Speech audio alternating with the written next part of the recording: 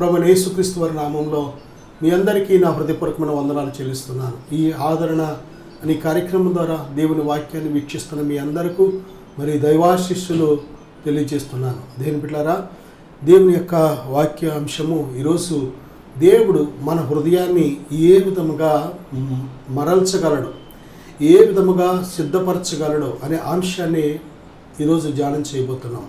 వాక్యానికి వెళ్ళే ముందుగా చిన్న ప్రార్థన చేసుకుందాం. దేవుని ఆత్మ సహాయాన్ని మనం కోరుకుందాం. పరిశుద్ధుడా, ప్రేమ గల తండ్రి, ఈ వాక్యాన్ని మీడియా ద్వారా ఆలకిస్తున్న ప్రతి బిడ్డను ఇప్పుడే దర్శించండి నాయన. వారి హృదయాన్ని బలపరచండి, సిద్ధపరచండి, స్థిరపరచండి. నీ మహోన్నతమైన ఉద్దేశం, ప్రణాళిక నీ బిడ్డల జీవితాల్లో నెరవేర్చబడుటకు హృదయాన్ని సిద్ధపరచమని, దీవించమని యేసుక్రీస్తు వారి నామంలో ప్రార్థిస్తున్నాను తండ్రి, ఆమేన్. ప్రియమిట్లారా, ఈరోజు దేవుని యొక్క వాక్యాంశం మనం చూసినట్లయితే కీర్తన 33:15 హృదయాన్ని దేవుడు నిర్మించాడు అని, ప్రసంగి గ్రంథం 7:29 అందరి హృదయాలను దేవుడు యథార్థంగా నిర్మించాడని మనం చూస్తున్నాం. అంతేకాదు, ఈ అంశంలో కానీ మనం చూసినట్లయితే హృదయానికి ఉన్న స్వభావాన్ని మార్చగలిగిన దేవుడు, హృదయానికి కావలసిన గొప్ప స్వభావాలను మరి అలవర్చగలిగిన దేవుడు ఆయన. కనుక హృదయ మార్పిడి అంటే హృదయాన్ని మార్చగలిగిన శక్తి ఆ హృదయ నిర్మాణకుడైన ఒక దేవునికి మాత్రమే సాధ్యం. దేని బిడ్డారా, ఆ హృదయాన్ని మార్చడం కోసమే, ఆ హృదయాన్ని కడగడం కోసమే, ఆ హృదయాన్ని నూతనంగా నిర్మించడం కోసమే ఆయనే 2026 సంవత్సరాల క్రితం మానవ శరీరాకారంతో ఈ లోకానికి వచ్చి మన హృదయాలను కడగడానికి ఒక గొప్ప రక్తాన్ని దేవుడు చిందించాడు. అదే హృదయాన్ని నూతనపరిచే ఒక ఔషధం. అది ప్రభువైన యేసుక్రీస్తు రక్తం. మన ప్రతి పాపాన్ని కడిగి మనల్ని శుద్ధులుగా చేయగలిగిన రక్తం. మన యొక్క పాత గతించిన జీవితంలో పాపపు జ్ఞాపకాలు లేకుండా ఆ నూతనమైన హృదయముగా నిర్మించగలిగిన శక్తి కలిగింది యేసుక్రీస్తు ప్రభువారి రక్తం. ఆ రక్తం చేత నువ్వు కడగబడినట్లయితే నీ హృదయంలో దేవుని ఆత్మ నివాసం చేస్తూ, దేవుని ఆత్మ నీ హృదయానికి కావలసిన మహోన్నతమైన దైవిక గుణాలను దేవుడు ఆ హృదయంలోకి చొప్పింపు చేస్తాడు. దేని బిడ్డలారా, బైబిల్ గ్రంథంలో చూసినట్లయితే నిర్గమకాండం 35వ అధ్యాయం 35వ వచనంలో జ్ఞానముతో నింపగలడు దేవుడు. దేని బిడ్డ, ఈరోజు మానవునికి కావాల్సింది జ్ఞానం. జ్ఞానాలు 3 రకాలు. ఒకటి దైవిక జ్ఞానం, దేవుడిచ్చే జ్ఞానం. అంటే దేని బిడ్డారా, ఇది పరిశుద్ధ బైబిల్ గ్రంథం. ఈ గ్రంథంలో మనం ఏది కనుగొనగలమంటే దైవిక జ్ఞానాన్ని కూడా మనం చూడగలం. దేని బిడ్డ, దేవుని జ్ఞానం మనల్ని కడుతుంది, దేవుని జ్ఞానం మనల్ని రక్షిస్తుంది, దేవుని జ్ఞానం మనల్ని బుద్ధిమంతులుగా, మనల్ని జ్ఞానవంతులుగా చక్కటి జీవ మార్గంలో నడిపిస్తుంది. దేవుని జ్ఞానం మనకు ప్రతి మనిషికి కూడా అవసరమైంది. రెండో జ్ఞానం కానీ చూసినట్లయితే మానవ జ్ఞానం. అదే మనము అనేక అనుభవాల ద్వారా ఏ పుస్తకాలు అయితే రాసుకుంటున్నామో, ఏ టెక్నాలజీని అయితే మనం అభివృద్ధి పరుచుకుంటున్నామో, అనేక రకాలుగా మనకు కావలసిన మరి సౌకర్యాలు అమర్చుకోవడానికి, అటు కమ్యూనికేషన్ కానీ, ఇటు ట్రాన్స్పోర్ట్ కానీ, అనేక రకాలుగా మన జ్ఞానాన్ని ఎంతగా డెవలప్ చేసుకుంటున్నామో ఇదంతా కూడా మానవ జ్ఞానం. ప్రియబిడ్డ, మానవ జ్ఞానం మనుషులను రక్షించలేదు, కానీ మానవ జ్ఞానం మనిషికి నెమ్మది ఇవ్వలేదు, కానీ మానవ జ్ఞానం మనిషి మనుగడకు, మనిషి సుఖవంతమైన జీవితానికి అవసరమైంది. కానీ ఈ జ్ఞానం అసంపూర్ణమైన జ్ఞానం, సంపూర్ణమైనది ఏమాత్రం కాదు. అందుకే మానవ జ్ఞానంతో చేసిన ఫెయిల్యూర్ అవ్వడం, మానవ జ్ఞానం వల్ల మానవ ప్రాణాలకు నష్టం కలగడం, మానవ జ్ఞానం వల్ల మానవ జీవితాలకు, కాపురాలకు ఎంతో నష్టం, కష్టం వాటిల్లుతుంది. మనం చూస్తున్నాం ఎన్నో ప్రమాదాలకు కూడా మానవుడు గురవుతున్నాడు. దీనంతటికీ కారణం మానవ జ్ఞానం. దేని బిడ్డారా, మానవుని యొక్క జ్ఞానం అది లిమిటెడ్. అది మానవుని సంపూర్ణంగా క్షేమకరంగా ముందుకు నడిపించలేదు. ఇక మూడో జ్ఞానం కానీ మనం చూసినట్లయితే దెయ్యాల జ్ఞానం, సాతాను జ్ఞానం మనం ఈ భూమి మీద మనం చూస్తున్నాం. దేని బిడ్డారా, మరి సాతాను జ్ఞానం అంటే అది ఎలాగా అంటే, ఒక ఉదాహరణకు మనం చెప్పాలంటే, ఒక వ్యక్తి తను చెడు పనులు చేయడానికి వాడుకునే ప్రతీదీ కూడా వాడు దేని బిడ్డారా తనకు తాను నష్టం కలుగజేసుకుంటూ ఇతరులకు కూడా నష్టం కలుగజేస్తూ ఉంటాడు. మానవుడు చేస్తున్న ప్రతి పాపపు పనులు కూడా అది అధికారులకు దొరకకుండా, పోలీసు వారికి దొరకకుండా, ఇంటి వారికి దొరకకుండా వారు చాలా జ్ఞానంగా ప్రవర్తిస్తూ ఉంటారు. వారు చేసే చెడు పనులు, దుర్మార్గ పనులు, పాప పనులు, అవి వ్యభిచారం కావచ్చు, హత్యలు కావచ్చు, దొంగతనం కావచ్చు, లేకపోతే లంచం కావచ్చు, ఏదైనా సరే మానవుడు చేసే ప్రతి పాపపు పని, దుర్మార్గపు పని, దేవునికి విరోధమైన ప్రతి అవిధేయత పనులన్నిటినీ కూడా అవి ఏమాత్రము మనుషులకు దొరకకుండా మేనేజ్ చేసేదే దెయ్యాల జ్ఞానం. సహోదరుడా, సహోదరి, ఈ యొక్క సమయంలో ఏ జ్ఞానం మీద ఆధారపడుతున్నావు? ఏ జ్ఞానం నీకు అవసరమో తెలుసా? దైవిక జ్ఞానం మనకు అవసరం. దేని బిడ్డ, ఈ లోకంలో ఏదైనా ఒక పని చేయాలంటే జ్ఞానం కావాలి, ఉద్యోగం చేయాలంటే జ్ఞానం కావాలి, అలాగే ఏదైనా వ్యవసాయం చేయాలంటే జ్ఞానం కావాలి, ఒక ఇల్లు నిర్మించాలంటే జ్ఞానం కావాలి. అనేక రకాల జ్ఞానాలు ఈ లోకంలో ఉన్నాయి. కానీ దైవిక జ్ఞానం ఎటువంటిదంటే నీ ప్రవర్తనను నిర్మిస్తుంది, నీ హృదయాన్ని నిర్మిస్తుంది, నీవు నడిచే మార్గం అంతటిని కూడా సరళం చేసి దేవుడు నీ సహవాసం చేసేలాగా, నువ్వు దేవునితో స్నేహం చేసేలాగా చక్కటి జ్ఞానం ఇస్తూ ఉంటుంది దైవిక జ్ఞానం. దేని బిడ్డలారా, జ్ఞానము చేతే మనము ఈ లోకంలో ప్రభుకి మహిమ తెచ్చేవారు ఉండగలం. జ్ఞానము లేకే మనుషులు నశించిపోతున్నారు, జ్ఞానము లేకే వారి ప్రాణాలు పోగొట్టుకుంటున్నారు, జ్ఞానము లేకే దేని బిడ్డ సంపూర్ణమైన జ్ఞానము లేకే, మరి ముఖ్యంగా దైవిక జ్ఞానము లేకే. దైవిక జ్ఞానం అంటే దేవుని యందు భయభక్తులతో కూడినది. దైవిక జ్ఞానం పరిశుద్ధమైనది. దైవిక జ్ఞానం పరలోకం నుంచి వచ్చేది. దైవిక జ్ఞానం పరిశుద్ధాత్మ వల్ల కలిగేది. దైవిక జ్ఞానం వాక్యం నుండి కలిగేది. దేవుని ప్రియ బిడ్డ, ఇంత గొప్ప దైవిక జ్ఞానం ఉచితంగా దేవుడు మనకి ఇస్తూ ఉంటే మనం దాన్ని నిరాకరిస్తున్నాం.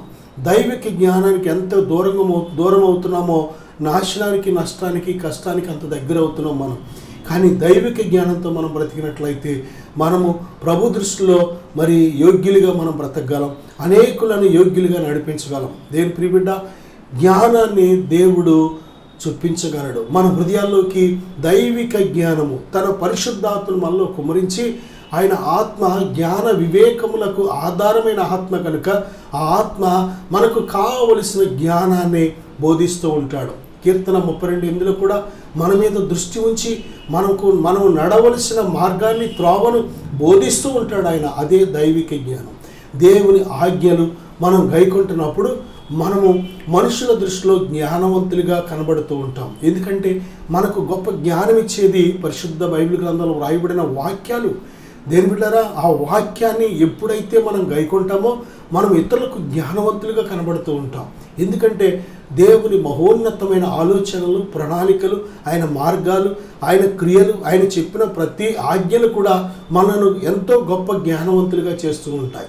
ప్రియబిడ్డ, రెండవదిగా దేవుడు నిర్గమకాండం 36:2 ప్రజ్ఞ పుట్టించగలడు. ప్రజ్ఞ అంటే టాలెంట్. ఒక మాట చెప్పాలంటే మనందరికీ తెలిసి భూమి మీద చాలామంది ఒక్కొక్క విషయంలో ఒక్కొక్కరు మంచి టాలెంట్ కలిగిన వారు మనం చూస్తున్నాం, నైపుణ్యం కలిగిన వారిని మనం చూస్తున్నాం. పనిలో కానీ, వృత్తిలో కానీ, మాటలో కానీ, ప్రవర్తనలో కానీ, వారి యొక్క అనేక రకాల విషయాల్లో చాలా నైపుణ్యం కలిగిన వారిని మనం చూస్తూ ఉంటాం.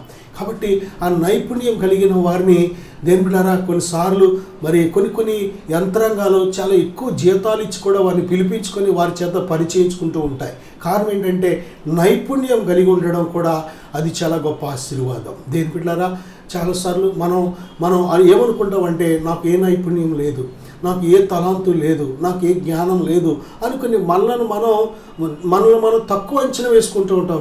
కాదు. బైబిల్ ఏం చెప్తుందంటే ఎవరికైనా సరే జ్ఞానము కొదువైన ఎడల వాడు దేవుని దగ్గరికి వచ్చి విశ్వాసంతో అడగాలని బైబిల్ చెప్తుంది. అడిగినట్లయితే దేవుడు తప్పనిసరిగా, మన విశ్వాసంతో అడిగినప్పుడు దేవుడు తప్పనిసరిగా కావలసిన జ్ఞానాన్ని దేవుడు మనకు అందించే దేవుడు ఉన్నాడు. దేని బిడ్డ, దేవుని మహోన్నతమైన జ్ఞానం మనకు ఎల్లప్పుడూ అందుబాటులో ఉంది. కానీ ఆ జ్ఞానం పొందుకోవడానికి మనం దేవునికి అందుబాటులో లేవు. ప్రియ బిడ్డ, మూడవదిగా మనం చూస్తే ద్వితీయోపదేశకాండం 29:4 గ్రహించే హృదయం ఇవ్వగలడు దేవుడు. మన హృదయాన్ని గురించి మాట్లాడుకుంటున్నాం. గ్రహించే హృదయం, ఏ విషయమైనా సరే. ఈరోజు మనం చాలా విషయాలు వింటూ ఉంటాం, చూస్తూ ఉంటాం, కానీ గ్రహించలేని వారిగా ఉంటూ ఉంటాం. అందుకే చాలా మనకు సమస్యలు. దేని బిడ్డారా, చూస్తూ సమస్యలు ఇరుక్కుంటూ ఉంటాం, వింటూ సమస్యలు ఇరుక్కుంటూ ఉంటాం. కారణం ఏంటంటే వింటాం కానీ, లేక చదువుతాం కానీ లేక చూస్తాం కానీ గ్రహించే శక్తి లేకపోవడం వల్ల. గ్రహించే శక్తి దేవుడిచ్చే దేవుడు. దేని బిడ్డారా, దేవుడు మనల్ని పుట్టించినప్పుడే కావలసిన గొప్ప గ్రహించే శక్తి కలిగిన హృదయాన్ని దేవుడు మనకిచ్చాడు.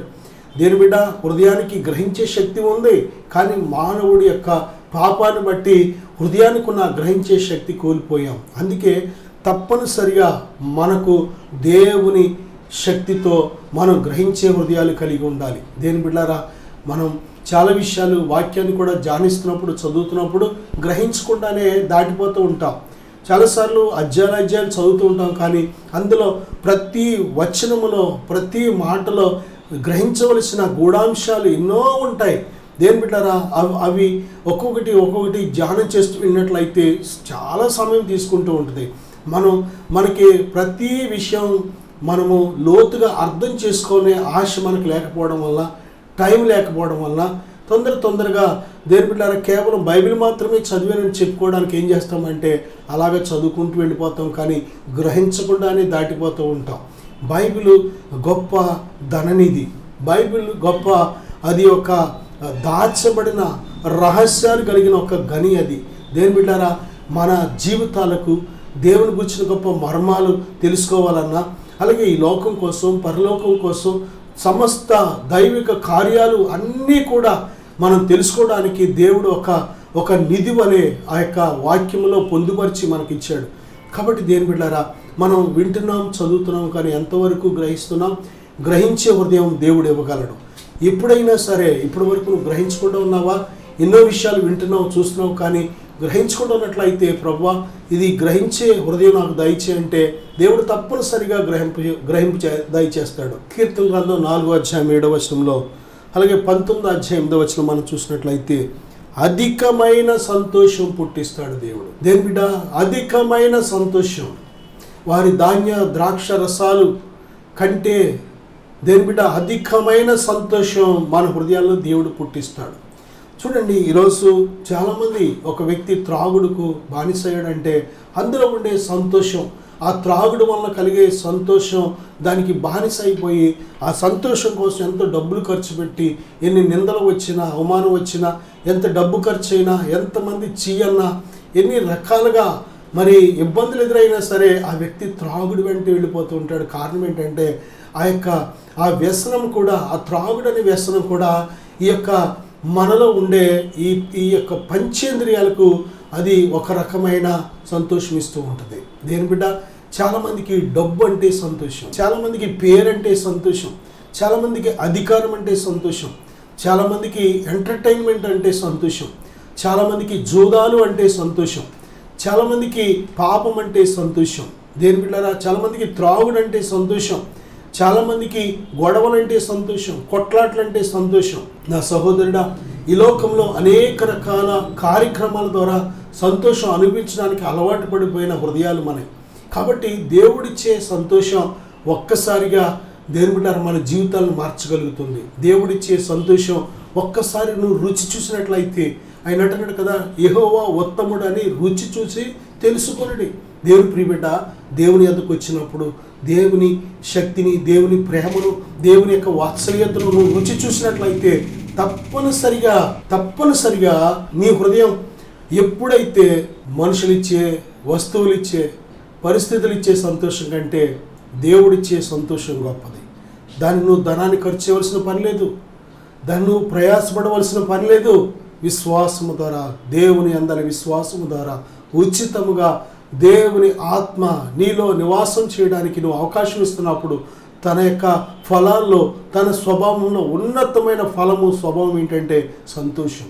ఆ సంతోషము చేత, నిత్యము చెప్పనసఖ్యమైన సంతోషము చేత నువ్వు జీవించగలుగుతావు.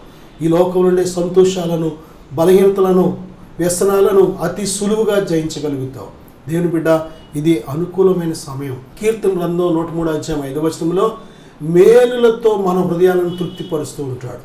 హృదయానికి తృప్తి, సాటిస్ఫాక్షన్ అనేది లేనిది. హృదయానికి ఉన్న గుణం ఏంటంటే, దేని బిడ్డారా, కళ్ళు ఎన్ని చూసినా ఇంకా చూడమంటూ ఉంటుంది, నోరు ఎంత తిన్నా ఇంకా కొత్త రుచులు తిను అంటూ ఉంటుంది. చెవి ఎన్ని మాటలు విన్నా ఇంకా పలానా మాటలు విను, ఆ మాటలేంటి ఈ మాటలేంటి తెలుసుకో విను అంటే ఉంటుంది. కారణం ఏంటంటే ఈ పంచేంద్రియాలకు తృప్తి అనేది లేదు ప్రియబిడ్డ. అలాగే హృదయానికి కూడా ఏం లేదంటే తృప్తి అనేది లేదు. హృదయం ఒక లోతైన అగాధం లాంటిది. దేవుని బిడ్డ, హృదయాన్ని తృప్తిపరిచే శక్తి ఈ భూమి మీద ఎవ్వరికీ లేదు, వేటికి లేదు. దేవుడు ఒక్కడే నీ హృదయాన్ని తృప్తిపరచగలిగిన వాడు. అందుకే దేవుని యొద్దకు వచ్చినప్పుడు దేవుని సన్నిధిలో నీ హృదయం ఎప్పుడైతే తెరవబడుతుందో, దేవుని సన్నిధితో నీ హృదయం కనెక్ట్ అవుతుందో, ఆ సమయంలోనే దేవునిలో ఉండే గొప్ప నెమ్మది, సమాధానం నీ లోపలికి వరద వలె ప్రవహిస్తుంది. విశ్వాసము ద్వారా దేవుడు తన శాంతిని, సమాధానాన్ని మన హృదయాల్లోకి పంపిస్తున్నాడు. కనుక దేవుడిచ్చే ఆ గొప్ప నెమ్మది, ఆ సంతోషం, ఆ సమాధానం అనుభవిస్తున్నప్పుడు దేవుని బిడ్డ నీ హృదయం తృప్తిపరచబడుతుంది. అప్పుడు నువ్వు పాట పాడగలుగుతావు, నువ్వు చాలు ప్రభువా, నా జీవిత దినములని నువ్వు చాలు, ఇక ఇంతకంటే గొప్ప సంతోషం ఈ ప్రపంచంలో ఇంతవరకు నేను ఎక్కడ చూడలేదు అని నువ్వు సాక్ష్యం చెప్పగలుగుతావు, పాట పాడగలుగుతావు, దేవుణ్ణి మహింపరచగలుగుతావు. దేవుని బిడ్డరా, మన హృదయాలను తృప్తిపరిచే శక్తి, సాటిస్ఫై చేయగలిగిన శక్తి దేవునికి మాత్రమే ఉంది. అటువంటి తృప్తిని దేవుడు దయచేస్తున్నాడు. కీర్తన గ్రంథం 119 అధ్యాయం 34 వచనంలో దేవుడు మన హృదయాలకు బుద్ధి దయచేయగలడు. దేవుని బిడ్డరా, ప్రభువైన యేసుక్రీస్తు వారు చెప్తున్నారు కదా, ఈ నా మాటలు విని వాటి చొప్పున చేయి ప్రతివాడు బండ మీద తన ఇల్లు కట్టుకొనిన బుద్ధిమంతుని పోలి ఉంటాడు. బుద్ధి. దేవుని బిడ్డరా, తప్పిపోయిన కుమారుడు తప్పిపోవడం కారణం ఏంటంటే, ఒకటి జ్ఞానం లేదు, రెండోది బుద్ధి కూడా లేదు తనకి. బుద్ధి. దేవుని బిడ్డరా, బుద్ధి తెచ్చుకోమంటున్నాడు దేవుడు. బుద్ధి లేకే చాలామంది మన భాషలో కూడా వాడుతూ ఉంటాం, నీకు బుద్ధి లేదా అంటూ ఉంటాం. దేవుని బిడ్డ, చాలాసార్లు బుద్ధి లేదా, నీకు బుద్ధి లేని పనులు చేస్తావు అని మనం దూషిస్తూ ఉంటాం చాలామందిని. వాళ్ళు బుద్ధి లేని పనులు చేసినప్పుడు ఈ బుద్ధి లేదనే భాషను, మాటను వాడుతూ ఉంటాం చాలాసార్లు. దేవుని బిడ్డలారా, మనం నేర్చుకోవాల్సిన పాఠం ఏంటంటే, దేవుని విషయంలో కూడా మనం బుద్ధి లేని వారిగా ఉన్నాం. బుద్ధి లేకే బుద్ధిహీనుడంట దేవుడు లేడు అని అంటాడంట. దేవుని బిడ్డలారా, బుద్ధి లేకే నిన్ను సృజించిన దేవుడు లేడు అనుకోవడం నీ బుద్ధిహీనత. ప్రియబిడ్డ, ఈరోజు బుద్ధిహీన గుంపులు పెరుగుతున్నాయి. ఎక్కడ చూసినా బుద్ధిహీనులు పెరుగుతున్నారు. ప్రియబిడ్డ, బుద్ధిహీనులు గొప్పవారిగా పిలువబడుతున్నారు కూడా. అందుకే ఆదికాండంలో కూడా ఈ భూమి మీద చెడుతనమే గొప్పదని బైబిల్ చెబుతుంది. దేవుని బిడ్డ, ఈ యొక్క సమయంలో మనం నేర్చుకోవాల్సిన సత్యం ఏమిటంటే, బుద్ధి ఎక్కడ దొరుకుతుంది?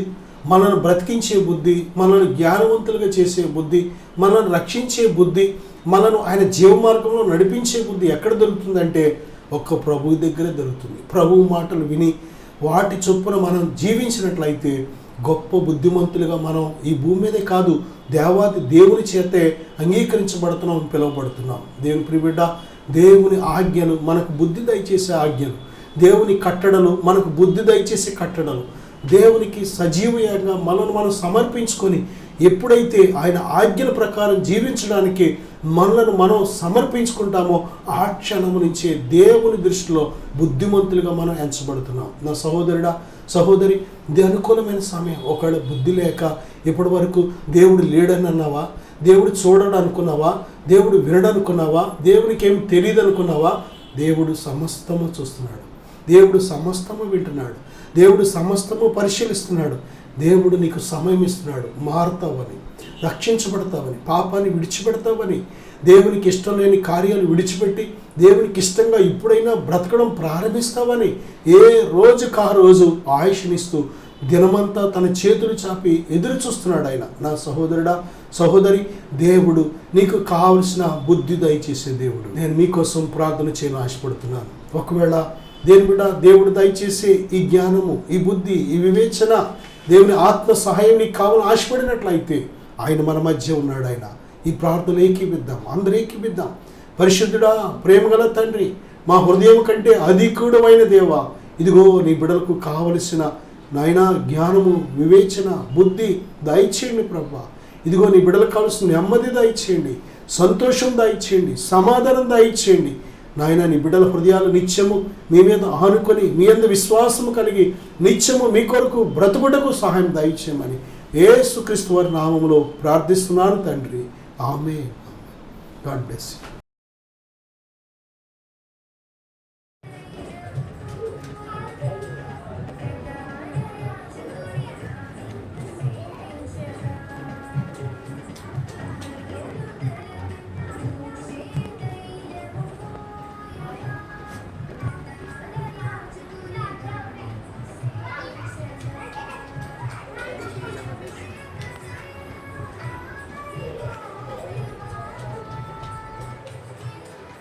దేవుని నామానికి వందనాలు, దైవజనులకు వందనాలు, లైవ్లో చూస్తున్న మీ అందరికీ నా వందనాలు.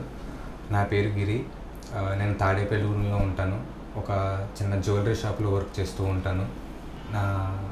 అసలు దేవుడు అంటే ఏంటో నాకు తెలియదు, ఏమీ తెలియదు. ఫస్ట్లో నా పాత జీవితం చాలా దారుణంగా ఉండేది. దేవుని యందు భయభక్తులు లేకుండా ఏమీ లేకుండా ఉండేవాడిని నేను. సిగరెట్లు కాల్చడం, మందు తాగడం, స్నేహితులతో బయటకు వెళ్ళడం, సినిమాలకు వెళ్ళడం, అలా ఉండేది నా జీవితం. దేవుడు అంటే అసలు ఏమిటో తెలియదు. దేవుడు ఉన్నాడా అనే ఆలోచన కూడా నాకు ఉండేది కాదు. మన కోసం ఒకరు ప్రాణం పెట్టారని కానీ అది కానీ ఏమీ ఉండేది కాదు. నా జీవితం నా ఇష్టానుసారంగా ఇంట్లో తల్లిదండ్రుల మాట వినకుండా ఫ్రెండ్స్తో తిరగడం, సినిమాలకు వెళ్ళడం, తాగడం లాంటివి చేసేవాడిని. కానీ ఒకరోజు మా ఇంటి దగ్గరున్న దైవజనులు ఒకసారి నన్ను సన్నిధికి తీసుకెళ్ళారు. చిన్నతనం అప్పుడు ఏమీ తెలీదు. వారితో పాటు సరదాగా వెళ్ళేవాడిని కానీ అంత చిన్నప్పుడు కదా, అసలు ఏమీ తెలిసేది కాదు. వెళ్ళేవాడిని, వచ్చేవాడిని. కానీ అలా చిన్నతనంలో దేవుని దగ్గరికి వెళ్ళడం, వాక్యం వినడం ద్వారా ఏమో కానీ వెళ్ళేవాడిని. 1 సంవత్సరం అలా వెళ్ళేవాడిని. తర్వాత నేను దేవునికి చాలా దూరం అయిపోయాను. చిన్న కారణాల వల్ల హైదరాబాద్ వెళ్ళాను. హైదరాబాద్ వెళ్ళడం వల్ల ఇంకా దారుణమైన స్థితికి నేను వెళ్ళిపోయాను. సిగరెట్లు కాల్చడం, సినిమాలు చూడడం వంటివి దేవుడికి పూర్తిగా వ్యతిరేకంగా ఉండేవాడిని. కానీ ఒకరోజు నా మనసుకు అనిపించింది, నువ్వు చర్చికి వెళ్ళేవాడివి, బైబిల్ చదివేవాడివి, దేవుని వాక్యం వినేవాడివి కదా, ఏమైందని నా మనసుకు అనిపించేది. అది నేను లెక్క చేసేవాడిని కాదు. ఫ్రెండ్స్తో, స్నేహితులతో పాటు నా ఇష్టానుసారంగా వెళ్ళేవాడిని. కానీ ఒకరోజు దైవజనులు నన్ను చూసి, అమ్మ సన్నిధికి రాలేదు అని అడగడం వల్ల ఒకరోజు మళ్ళీ వెళ్ళాను. కానీ అలాగా అటువైపు ఉంటూ వాళ్ళకి తెలియకుండా, ఎవరికి తెలియకుండా సన్నిధికి వెళ్ళామన్న పేరుకే కానీ నా ఇష్టానుసారంగా ఉండేది జీవితం. కానీ ఒకరోజు దేవుడు నాతో మాట్లాడాడు వాక్యం ద్వారా. అప్పటి నుంచి నేను దేవుళ్ళో ఎదుగుతూ వచ్చాను. నేను 4 సంవత్సరాల క్రితం నేను రక్షణ పొంది 4 సంవత్సరాలు అవుతుంది. అప్పటి నుంచి నేను దేవుళ్ళో ఎదగడం ప్రారంభించాను. నేను 2021 సంవత్సరం నవంబర్ 26 రక్షణ పొందాను. దేవుడు నాకు మంచి రక్షణనిచ్చాడు. దేవుడు అనేక కార్యాలు నా జీవితంలో దేవుడు చేశాడు. రక్షణ పొందిన ముందు నా జీవితం చాలా దారుణంగా ఉండేది. స్నేహితులతో బూతులు మాట్లాడడం కానీ, లేకపోతే స్నేహితులతో తిరగడం కానీ మరీ దారుణంగా ఉండేది నా జీవితం. స్నేహితులతో కలిసినప్పుడు సిగరెట్లకి డబ్బులు లేకపోతే మేము ఒక చోటన సిగరెట్లు కాల్చేవాళ్ళం. అక్కడ అగ్గిపెట్టెలతో పాటు సిగరెట్లు కాల్చేసాక చిన్న ముక్కలు వదిలేస్తాం కదా, డబ్బులు లేనప్పుడు అవి ఏరుకొని మరీ సిగరెట్లు కాల్చేంత దీనమైన స్థితిలోకి నేను వెళ్ళిపోయాను. దేవుడు ఆ బంధకాల నుంచి దేవుడు నన్ను విడిపించాడు, మందు నుంచి విడిపించాడు, సినిమాల నుంచి విడిపించాడు. అలా వాక్యం వింటూ నవంబర్ 26, 2021 సంవత్సరంలో నేను రక్షణ పొందిన కానించి దినదినము నా స్థితి, నా ఆత్మీయ స్థితి పెరగడం ప్రారంభించింది. అలాగే ఒకసారి మా సన్నిధిలోనే దైవజనులు ఎన్ఎన్టీ వాటర్ ప్రార్థన చేయడం ప్రారంభించారు. నేను అది విన్నాను. అక్కడ స్వస్థత జరుగుతుందంట అని నేను విన్నాను. ఆ రోజు నేను ఎన్ఎన్టీ వాటర్ ప్రార్థన చేసే రోజు నేను వెళ్ళిన రోజు నాకు ఇప్పటికీ ఇంకా నా మనసులో ఉంది. దేవుడు ఆయన ఆత్మతో నింపడం నేను గుర్తుంచుకున్నాను. అది మొదటిసారిగా నా జీవితంలో జరగడం వలన నేను ఇప్పటికీ నా మనసులో ఉండిపోయింది. దైవజనులు అలా చేయి మీద పెట్టి ప్రార్థన చేస్తున్నప్పుడు నేను కళ్ళు మూసుకున్నాను. ఇది నా మొదట దేవుడు నన్ను తాకిన స్థితి ఇప్పటికీ నా మనసులో ఉంది. ఆయన చేయి పెట్టి ప్రార్థించినప్పుడు దేవుడు ఆయన ఆత్మతో నింపాడు. అది మీకు చెప్పడానికి ఎలా అంటే, నడినెత్తి నుంచి అరికాలు వరకు మనకి నీటి బిందువు ఇక్కడ వేస్తే ఎలా అయితే కిందకి జారుకుంటా వస్తుందో ఆ బటన్ వేలు వరకు, అలా ఆయన ఆత్మతో నింపడం నేను గ్రహించాను. అప్పటి నుంచి నా ఆత్మీయ స్థితి దినదినము అభివృద్ధి చెందింది. అలాగే 2 సార్లు అనెంటింగ్ వాటర్తో నన్ను ప్రార్థన చేశారు. మొదటిసారిగా అలా అభిషేకంతో నింపాడు దేవుడు. రెండవసారి ప్రార్థన చేస్తున్నప్పుడు మన చీకటి గదిలో ఉన్నట్టుండి స్విచ్ చేస్తే ఒకేసారి వెలుగు ఎలా వస్తుందో అలా నా కన్నులకు అలా అనిపించింది. చుట్టూరు చీకటి, ఒక్కసారిగా మన చీకటి గదిలో పెట్టేసి ఎలాగైతే స్విచ్ ఆన్ చేస్తామో లైటు, ఎలాగైతే ఒకేసారి వెలుగు వస్తుందో అలా వెలుగు వస్తుంది. ఆ 2 సార్లు ఎనైటింగ్ వాటర్ ద్వారా నేను దేవుళ్ళో ఆయన నాతో ఉండడం గ్రహించాను. అప్పుడు లైవ్లో చూస్తున్న మీ అందరికీ నా వందనాలు. నా పేరు గిరి. నేను తాడేపల్లిగూడెంలో ఉంటాను. ఒక చిన్న జ్యువెలరీ షాప్లో వర్క్ చేస్తూ ఉంటాను. నా ఆత్మీయ జీవితంలో దేవుడు ఎన్నో కార్యాలు చేశాడు, ఎన్నో అద్భుతాలు చేశాడు. నేను దేవుళ్ళలోకి వచ్చిన తర్వాత మామూలుగా నేను రక్షణ పొందినప్పుడు నా బంధువులు అందరూ నన్ను దూరం చేశారు, నా స్నేహితులు అందరూ నన్ను దూరం చేశారు. కానీ ఆయన ప్రేమ నన్ను ఎంతగానో ఆదరించింది, ఎంతగానో నన్ను ఆదరించి దగ్గరికి తీసుకుంది. ఎంతోమంది ఎందుకురా అలా చేస్తున్నావు, ఇలా చేస్తున్నావు అని ఎంతోమంది నన్ను నలుగురిలో అడిగారు, ఇంటికి పిలిచి కౌన్సిలింగ్ ఇచ్చారు. ఎంతోమంది ఎన్నో విధాలుగా ఇబ్బంది పెట్టారు, అందరూ దూరం చేయడం. కానీ అప్పుడు నేను ఎంతో బాధపడ్డాను. కానీ దేవుడు నన్ను ఎంతగానో ఆదరించాడు. ఆయన నా మనసు ఎంతో తేలికపరిచాడు. అనేకమైన సార్లు ఒక్కొక్కసారి కొంతమంది మనుషులు దూరం చేస్తున్నప్పుడు కూడా ఎంతో బాధపడేవాడిని. కానీ ఆయన ప్రేమ ముందు, ఆయన చూపించిన ప్రేమ ముందు నాకు ఏమేమి సరిపోలేదనిపించింది. కానీ దేవుడు ఎంతో నా జీవితంలో ఎన్నో కార్యాలు చేశాడు, ఎన్నో అద్భుతాలు చేశాడు. నా మనసు అప్పటి నుంచి నెమ్మదిగా ఉంది. దేవుడు అనేక కార్యాలు నా జీవితంలో చేశాడు. ఇప్పుడైతే ఇదివరకైతే బాధపడేవాడిని, కానీ ఇప్పుడైతే దేవుడు నా జీవితంలో వచ్చిన తర్వాత ఎవరి గురించి కానీ బాధ కానీ ఎటువంటి కానీ ఏమీ లేదు. దేవుడితో నేను ఆత్మీయంగా ఎంతో ఆయనతో పాటు నడుస్తున్నాను. ఆయన ఎంతగానో నన్ను ఆదరిస్తున్నాడు. అనేక కార్యములు దేవుడు నా జీవితంలో చాలా చేశాడు. ప్రతి విషయంలోనూ ముందుండి నడిపించి, ప్రతి విషయంలోనూ దేవుడు ఎంతగానో ఆదరించాడు.